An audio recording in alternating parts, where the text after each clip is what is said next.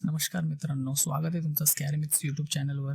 इथे आपण पाहणार आहोत हॉरर इन्सिडेंट्स, पॅरानॉर्मल ॲक्टिव्हिटीज आणि अशा काही गुपित गोष्टी ज्या रात्रीच्या अंधारात अडकत गेल्या आहेत. आणि हो, तुमच्याकडे सुद्धा हॉरर इन्सिडेंट्स किंवा पॅरानॉर्मल ॲक्टिव्हिटीज असतील तर डिस्क्रिप्शनमध्ये इंस्टाग्रामची लिंक दिलेली आहे, तुम्ही शेअर करू शकता. पुढची कहाणी तुमची असेल. ही घटना साधारणतः 15 ते 20 वर्षापूर्वी आमच्या गावात घडलेली सत्य घटना आहे. गाव अगदी निसर्गरम्य, दुर्लभ वस्ती आणि सगळीकडे हिरवीगार शेती आणि ये जा करण्यासाठी पायवाटा. त्याकडे गाव एवढे विकसित नव्हते. गावात विजेचे खांबही नव्हते. त्यामुळे बाहेर पडायचे झाले की कंदील घ्यावा लागायचा. गावाच्या विशी बाहेर खाडी होती आणि गावातील काही लोक मासे पकडण्यासाठी खाडीत जायचे. गावातील 2 मुले जाळे टाकण्यासाठी दुपारी खाडीमध्ये जायचे. नंतर रात्री जेवण झाल्यानंतर 9च्या सुमारास ते जाळे काढायला जायचे. तोपर्यंत भरपूर मच्छी मिळायची. असा त्यांचा रोजचा दिनक्रम असायचा.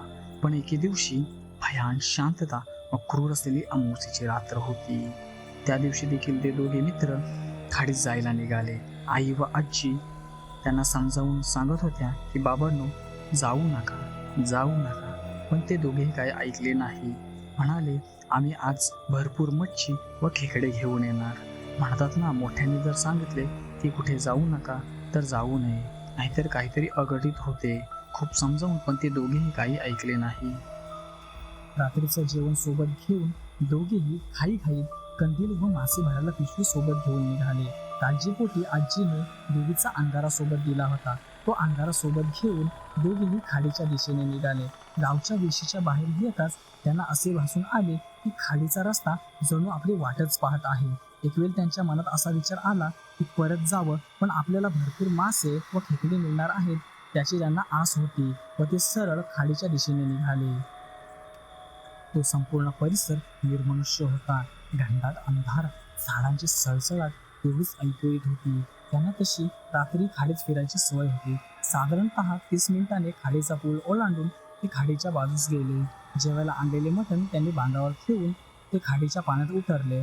त्यांनी दुपारी टाकलेले जाळे उचलायला सुरुवात केली. त्यांना भरपूर मासे भेटले. मासे बघून ते खूप खुश झाले. त्यातील एक मित्र म्हणाला की चल, आता मध्यरात्र होत आली, आता आपण घरी जाऊ. कारण त्याला एक विचित्र भीतीची जाणीव होत होती आणि त्याला त्याच्या आजीने सांगितलेले गिर्याची आठवण आली.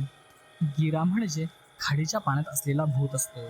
तो माणसाला भरपूर मच्छीचा लालच दाखवून एका जागेवर गुंतून ठेवतो आणि तो माणूस त्यात गुंतून गेला की त्या माणसाच्या आकाराचा खड्डा खणतो. तो खड्डा खणेपर्यंत तो माणूस एका ठिकाणी उभा राहिला आणि परत जागेवरून हलला तर तो परत नवीन खड्डा खणतो. एकदा का खड्डा पूर्ण झाला की तो माणसाला त्यात जिवंत पुरतो. अशी गोष्ट गावातील अनेक लोकांकडून त्याने ऐकली होती. एका मित्राने ही गोष्ट त्याच वेळी दुसऱ्या मित्राला सांगितली आणि त्यात अमावास्येची रात्र. त्यांच्यासोबतही तेच घडत होते. त्यांना भरपूर मच्छी व खेकडे मिळत होते. ते दोघंही खूप घाबरले. जे नको व्हायला पाहिजे होते तेच झाले. साधारणतः 6 ते 7 फुटाची आकृती त्यांना काहीतरी करताना दिसली. ते दोघेही निशब्द होऊन तो भयंकर अनुभव पाहत होते. तेवढ्यात एक जण म्हणाला, अरे, ही कोणीतरी व्यक्ती आपल्यासारखीच खाडीत आलेली आहे. त्याने त्या माणसाला आवाज दिला, काय हो काका, किती मच्छी मिळाली? परंतु तो माणूस काहीच बोलला नाही. त्यांनी कंदिलाच्या मंद प्रकाशात पुढे माणसाकडे सरसावत पुढे गेले. तो खाली वाकून चिखल बाजूला करून खड्डा खणत होता. त्यांना कंदिलाच्या प्रकाशात त्याची पूर्ण आकृती दिसली. कालाकुट्ट शरीर, डोक्यावर लांब शेंडी व भयानक नखे. ते पाहताच त्यांना कळून चुकले की हा दुसरा तिसरा कोणी नसून गिरा आहे. तो वर गिर्याने त्यांना आवाज दिला, काय रे पोरांनो, तुम्हाला पाहिजे तेवढी मच्छी मिळाली ना? आता तुम्हाला माझ्यापासून कोण वाचवणार? हा सर्व प्रकार पाहताच जीवाच्या आकांताने ते पळू लागले. त्यांनी कसली पर्वा न करता मच्छी बाजूला फेकून ते गावच्या दिशेने धावू लागले. त्यावेळी फक्त त्यांनी जेवणाची पिशवी हातात घेतली होती. पुढे ते जीवाच्या आकांताने पळू लागले. मागे वळून पाहतात तर काही गिरा त्यांचा पाठलाग करत आहे. ते दोघेही खूप घाबरले.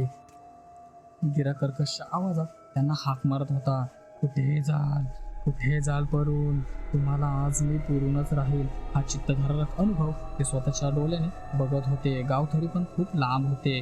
कसा तरी त्यांनी खाडीचा पूल पार केला.